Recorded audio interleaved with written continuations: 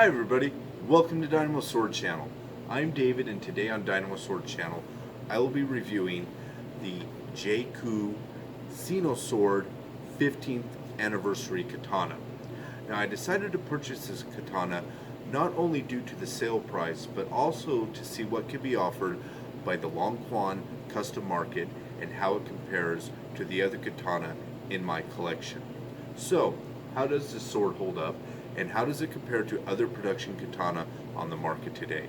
Well, stay tuned and we'll find out.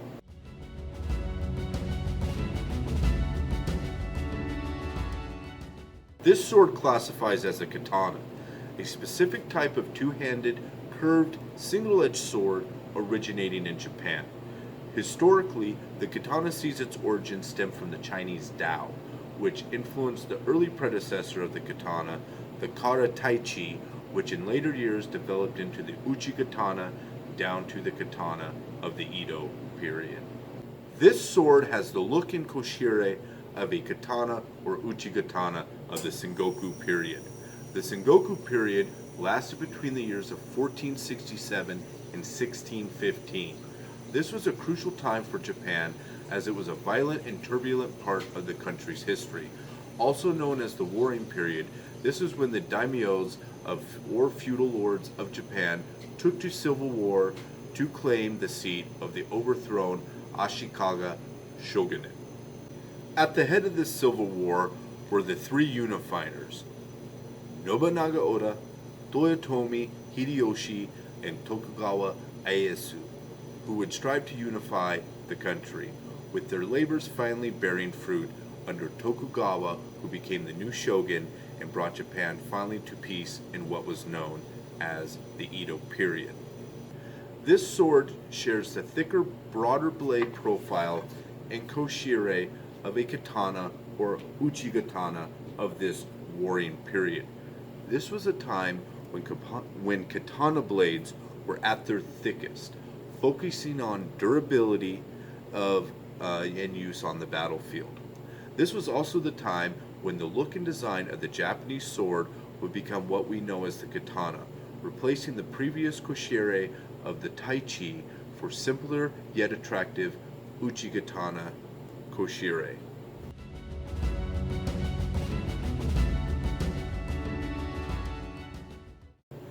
Next, we'll take a look at the overall statistics of the sword. The sword's overall length is 40 inches. It has a weight of 2 pounds, 8 ounces, and a point of balance at about 5 3/4 inches from the hilt.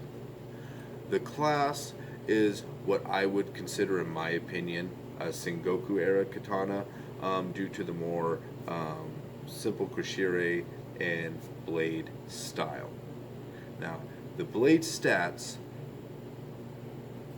the blade's total length is 27.5 inches of nagasa, which excludes the habaki, and the blade width is 1.25 inches at the base, and that tapers down to about 1 inch at the kasaki. The material is a differentially hardened 1095 high carbon steel. The finish is a mirror polish, and the hamon is a bunome style hamon. It has about a 1 inch sori or curvature, and the kasaki in the ko kasaki style is about 1.75 inches. The blade would be what I would consider more of the standard shinogi zukuri katana style. The tsuba dimensions are 3 inch by 3 inch, and the material is brass with a darkened patina.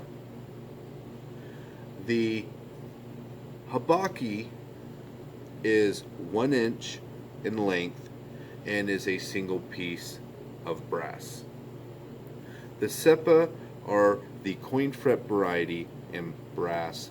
In the tsuba style is what would be known as the marugata style, or basically your standard circular tsuba, and it does feature a blossom or flower motif.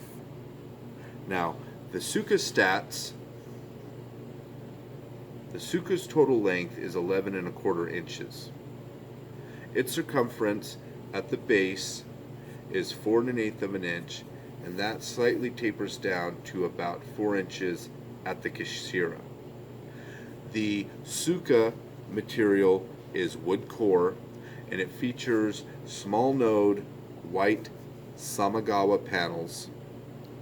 The Ito is black synthetic, and the Tsukamaki is in the Hinerimaki style, and it does feature Hishigami. The Teng's total length, or Nakago, is 7 inches. The Fuchi is brass with a similar floral theme to the Tsuba. The Kishira is also brass and features the same floral theme in a more uchi katana style. The Minuki also feature a flower design, and the hilt construction is a double Mikugi pin.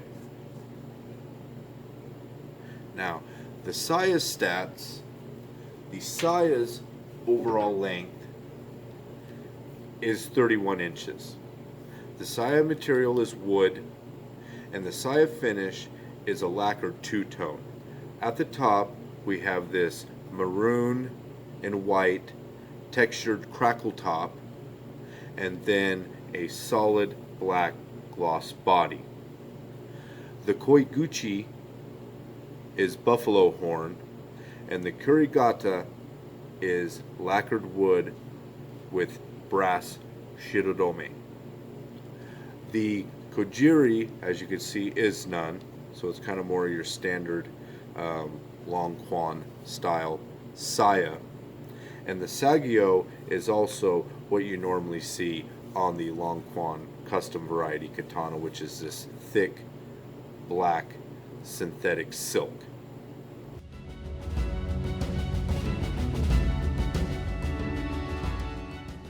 Overall, I find this katana to be of good make and quality.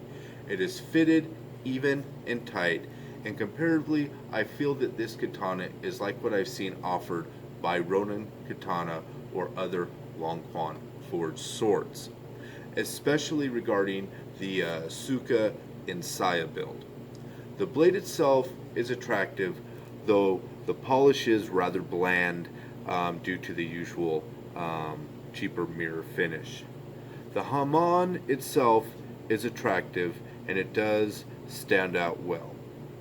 It is also of good proportion to the rest of the blade, being neither too thin or taking up too much of the blade face. The Kasaki is sadly crudely shaped, and there is actually a slight sharp angular cut to it, as you can see there. Now, aside from a few blemishes to the finish, the only real flaw I have found on the blade is the edge is extremely sharp. Enough so that I fear it may be too sharp and might potentially chip on targets. The Tsuka is your standard long quan variety with synthetic silk ito and white Samagawa panels. It has a nice shape and is comfortable to handle. The Tsukamaki is tight, and the diamonds are nice and even, and it does feature, as I mentioned, Hishigami. Overall, the Tsuka is definitely the highlight of the sword. The Kishira are brass and simple, more of the common variety that you'd see on lower end katana, and are probably the least impressive part of the sword. The Saya is your standard long quan Saya, thick-bodied with gloss lacquer applied. It does feature the two-toned aesthetic, which is rather nice and unique. And again, the Sagyo is that thicker synthetic silk type associated with most long quan custom katana.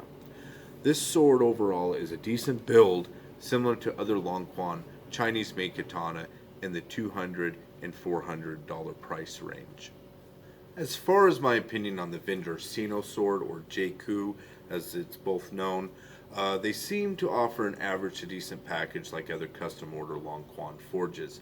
There are many different vendors online, especially on eBay, offering these various katanas with options and pricing for steel grades, or even at the most extremes, very intricate laminations. As such, it can be difficult to trust or even expect too much from these types of vendors, especially at the price they offer. This can especially be risky for inexperienced buyers who may not understand the intricacies of forging specialty blade styles or laminations that these vendors frequently offer. The consistency of product seems to be rather intermediate from buyer reviews I've read, with, it seems, a moderate chance of either getting a flawed product or having difficulty receiving returns and replacements due to the strict shipping laws of China. In my opinion, the risk is quite high, and much of that risk comes from these shipping issues and, of course, not getting what you ordered, especially when it comes to the finer details of a custom order. I took such a risk with this sword due to the marketing and special sale pricing, it being their 15th anniversary special, but also to see firsthand what it was like to order from one of these Chinese direct vendors. Personally, I did not find anything that special regarding the customization options.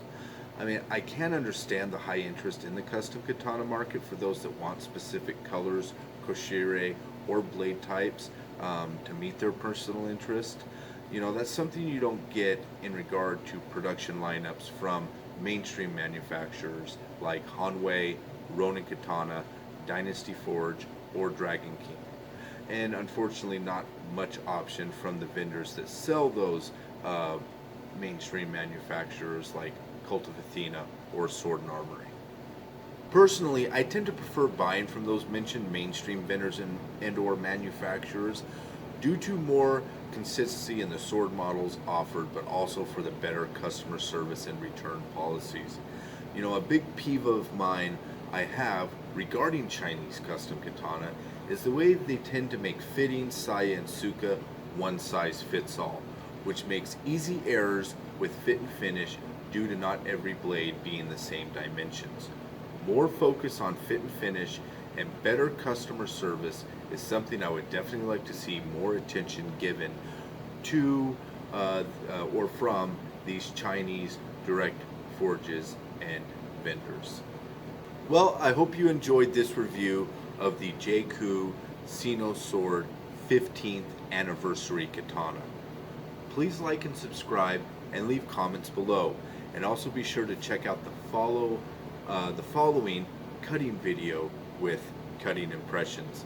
Thanks for watching. We'll see you next time.